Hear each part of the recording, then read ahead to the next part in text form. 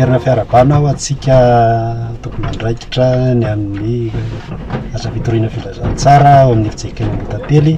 Manatanteraka izao fananganana fotodrafitrasa fiangonana eto amin'ny toerana voatsara izao mba ho fitezahana ny fiainam-panahin'ny olona ara-tsaina ara-batana mba tonga ny olona olombanona olom-pirenena famonjena ny fiainam-panahin'ny olona rehetra ihany koa satria misy elanelana be ny fisian'ny FJKM mahatsiny sy manerimberina dia tsara no ijoroany izao fotodrafitrasa fananganana fiangonana eto izao dia makasitraka indrindra makatelina ny amin'ny asa tanterahanareo ary hanao zava-dehibe an'izay koa izay ny amin'ny fiarah-miasa aminareo avy any amin'ny FJKM Ampotapely.